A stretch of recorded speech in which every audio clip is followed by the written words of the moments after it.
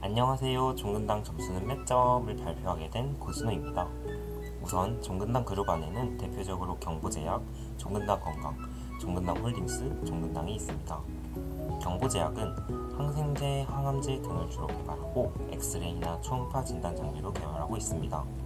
종근당건강은 우리가 흔히 아는 락토핏, 홍삼 등 건강식품을 판매하고 있고, 종근당홀딩스는 신사업 개발 및 투자와 주로 부동산 임대를 하고 있습니다.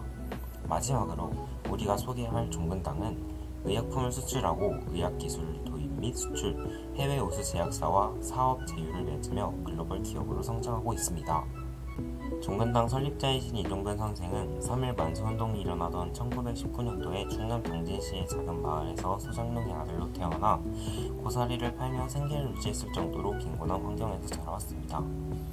그럼에도 불구하고 1941년 4평짜리 공동 약방 창업, 1965년 동양 최대 규모의 항생제 원료 합성 공장 준공, 1968년 클로람 페니콜 최초로 미국 FDA 승인, 1985년 우리가 흔히 아는 펜잘 출시, 1987년 종근당 고촌학원을 설립해 장합사업 진행, 2013년 종근당 그룹이 투자하는 종근당 홀딩스를 전속 분할로 종근당을 신성을 법인으로 분할을 하여 2022년 현재 글로벌 제약회사로 발돋움을 하고 있습니다.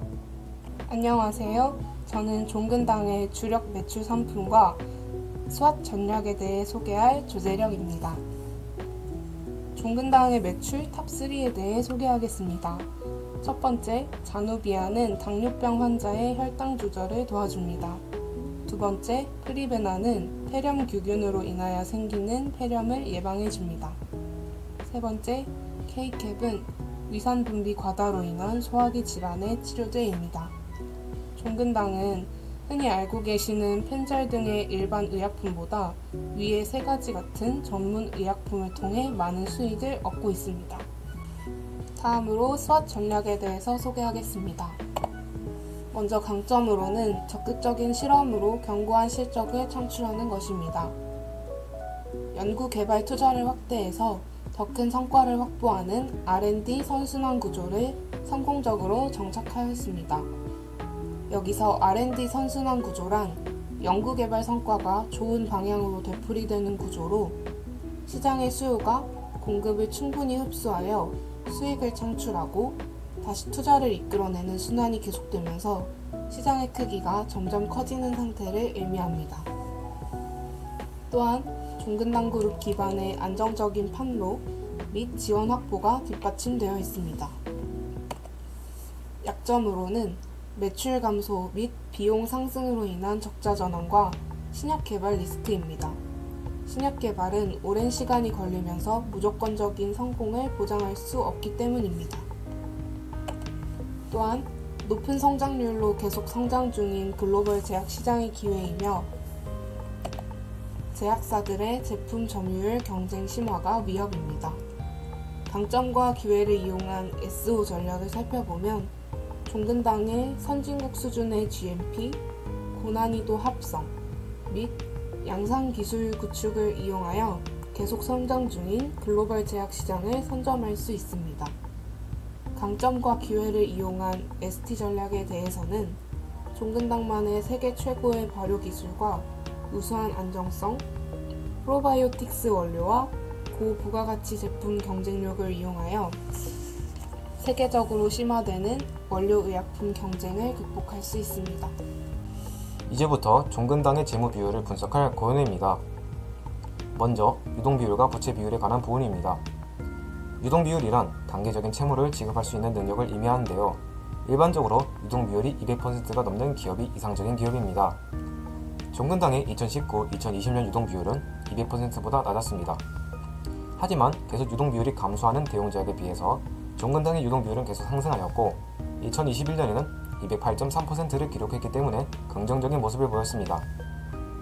부채 비율은 회사의 자본에 비해 부채가 얼마나 많은지를 의미하며 부채 비율이 100% 미만인 기업이 안정적인 기업이라 할 수 있습니다.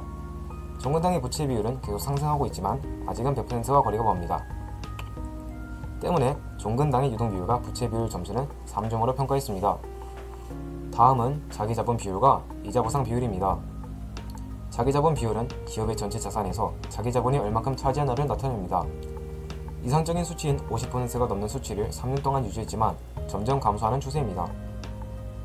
이자보상 비율은 기업의 이자 부담 능력을 나타내며 만약 100%보다 낮을 경우 영업활동으로 얻은 이익으로 금융비용을 지불할 수 없는 상황임을 의미합니다. 종근당의 이자 보상 비율은 대형제약에 비해서 나은 상황이지만 100%에 많이 미치지 못하는 상황입니다. 그래서 종근당의 자기자본 비율과 이자 보상 비율은 2점으로 평가했습니다. 다음으로 재고자산과 관련된 부분입니다. 재고자산 증가율은 전년도에 비해서 재고자산이 얼마나 증가했는지를 나타냅니다. 또한 재고자산 회전율은 재고자산이 얼마나 빠른 속도로 판매되고 있는지를 나타냅니다. 종근당의 재고자산 회전율을 보면 2.6회, 3.1회, 3.3회로 대형제약에 비해서 더 빠른 속도로 성장하고 있습니다. 그러나 재고자산 증가율은 21.1%, 25%, 30.6%로 재고자산 회전율보다 훨씬 더 가파르게 매년 상승했습니다. 재고자산 회전율을 통해 종근당의 재고자산이 판매되는 속도는 오르고 있는 것으로 판단되므로 종근당이 제품을 너무 많이 생산한 것이라 생각됩니다. 때문에 종근당의 재고자산 회전율의 점수는 2점으로 평가했습니다. 안녕하세요. 종근당의 현금 흐름표 분석을 맡은 이서영입니다. 종근당에 대한 대략적 상황은 알겠는데 구체적으로 무슨 활동을 했는지 궁금하시다고요? 현금 흐름표를 이용하면 분석할 수도 있습니다. 현금 흐름표는 일정 기간 동안의 기업의 현금 흐름을 나타내는 표인데요. 영업활동으로 인한 현금 흐름, 투자활동으로 인한 현금 흐름, 재무활동으로 인한 현금 흐름을 통해 당기순이익으로부터 순수현금의 증감을 확인할 수 있습니다. 그럼 먼저 영업활동 현금 흐름부터 보겠습니다. 영업활동 현금 흐름이란 쉽게 말해서 회사의 주 사업으로 번 돈의 흐름입니다. 종근당의 경우는 약품을 판매하고 얻은 이익이죠.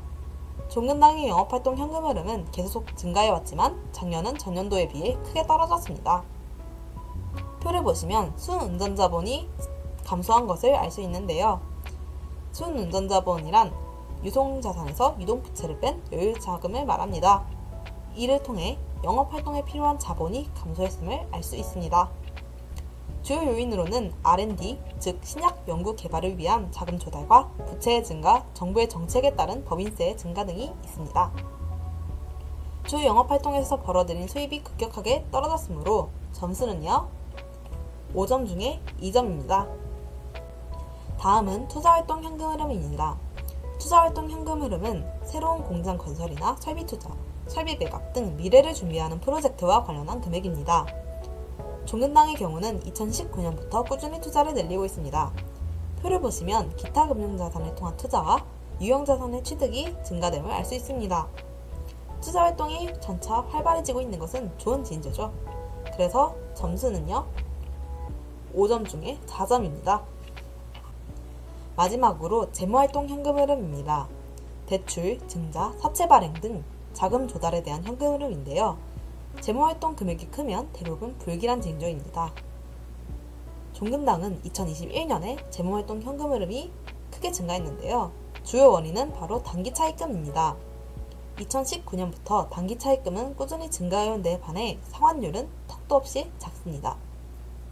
연구 개발을 위한 자금 조달이 원인인 것으로 보이지만 단기 부채의 상환이 늦어짐으로써 기업 신용도가 하락했기 때문에 제 점수는요, 5점 중에 1점입니다. 안녕하세요. 저는 총평과 개선사항을 소개할 류영권입니다. 앞에 친구들이 말한 것을 종합하여 말하자면 먼저 유동비율과 부채비율은 안정권에 들어서 있고 자기자본 비율은 감소세이긴 하지만 이상적인 회사의 자기자본 비율인 50%를 유지하고 있는 동시에 투자활동도 활발하게 하고 있습니다. 허나 현재까지 지속되는 코로나19 사태로 인해 유럽 제품의 수요가 줄어드는 동시에 원가율이 90%에 육박하게 되어 영업이익과 당기순이익이 급락하는 동시에 차입금 또한 계속적으로 증가하지만 상업률은 점점 낮아져 기업의 신용도가 하락하고 이자 보상 비율도 안정적인 기업들보다 현저히 낮아졌습니다. 또 앞서 말한 것처럼 제품의 수요가 점점 줄어들어 재고자산이 점점 쌓이지만 상품들이 판매되어지지 않아 재고자산의 회전율의 증가폭이 그렇게 크지 않아 악성 재고는 점점 쌓이고 있습니다. 이러한 이유 때문에 저희의 총점은 3점입니다. 이 총점을 높이기 위해서는 두 가지 방법이 있는데, 첫 번째 방법으로는 현재 감소 중인 여유자금을 증가시켜 영업활동에 필요한 자본이 감소하여 현재 급락을 한 영업이익을 2020년대 시절까지 복구하는 방법이 있습니다. 두 번째 방법으로는 재고자산 증가율을 줄이기 위해 그의 회전율을 예상하여 그 회전율의 양보다 5%부터 10% 정도 더 많은 양으로 재고자산을 줄여서 악성재고를 최대한 줄이는 방법이 있습니다. 이 두 가지 방법을 이용하여 얻은 이익들로 빚을 상환하여 이자 보상 비율을 높이고 신용도를 다시 복구시켜 현재 종근당의 부정적인 요소들을 해결해야 합니다. 이것으로 종근당 점수는 몇 점 발표를 마칩니다. 저희의 발표를 들어주셔서 감사합니다.